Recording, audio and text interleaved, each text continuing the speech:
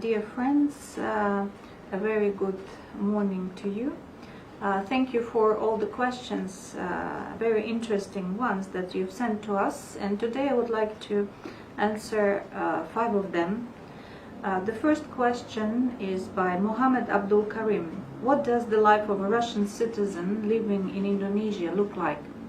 First of all, I would like to say that Russians who live in Indonesia are very lucky, because we really enjoy your beautiful country.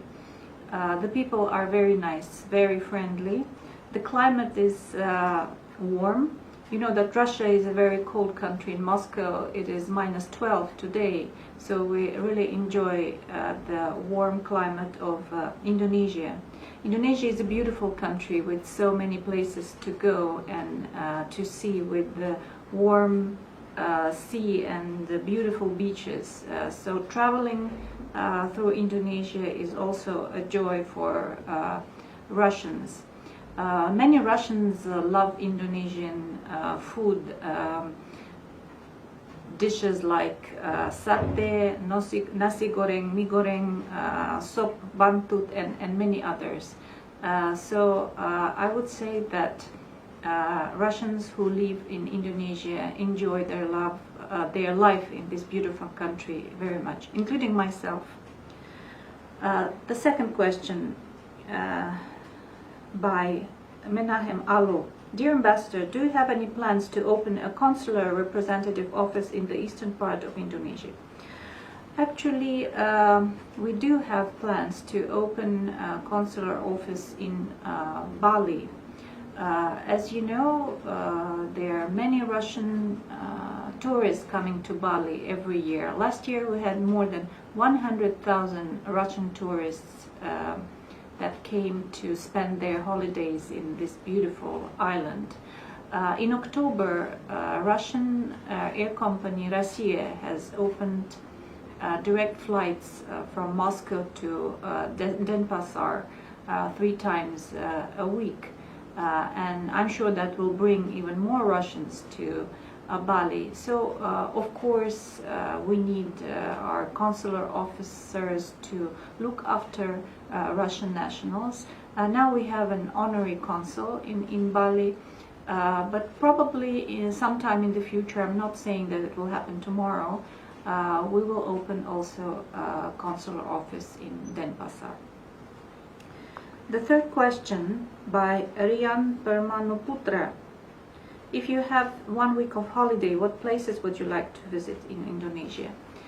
I like Indonesia very much, and I know that there are so many places that you can visit Indonesia. I've traveled through Java quite a lot. I've been to many places in this island, and I've been to Bali several times, but I've never been to Sumatra or Sulawesi. So if I had 1 week of holidays, I'd go to Sumatra, to Sulawesi, and actually tomorrow I'm leaving for East Kalimantan, and I'm looking forward to it.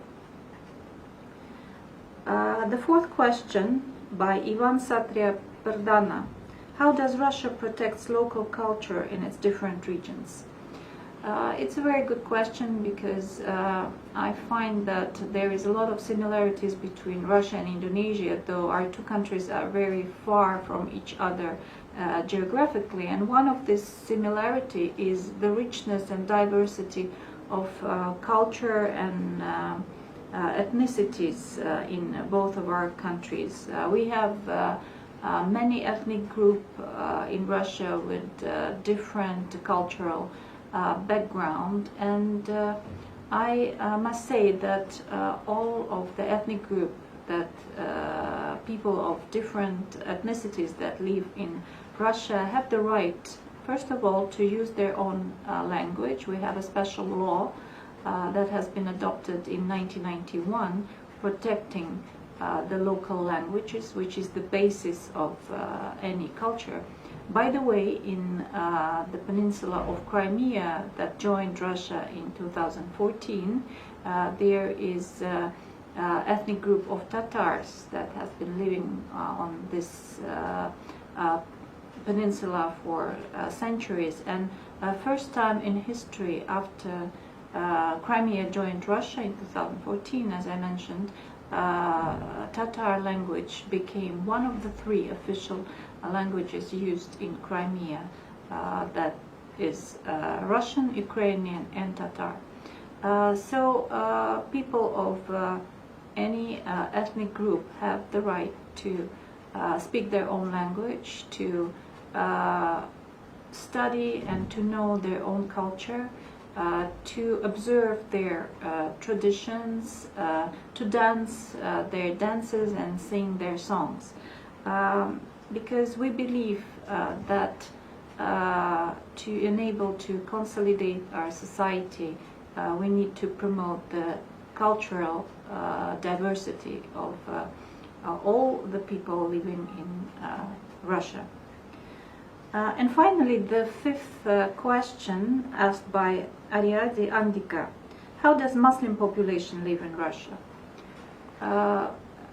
You may know that Russia has numerous Muslim population from different estimates. From 15 to 20 million Muslims live in Russia. When our President Vladimir Putin was inaugurating the central mosque in Moscow 2 years ago, he mentioned that Russia, in a sense, is also a Muslim country. And I would like to stress that Muslims living in Russia are not migrants, but they are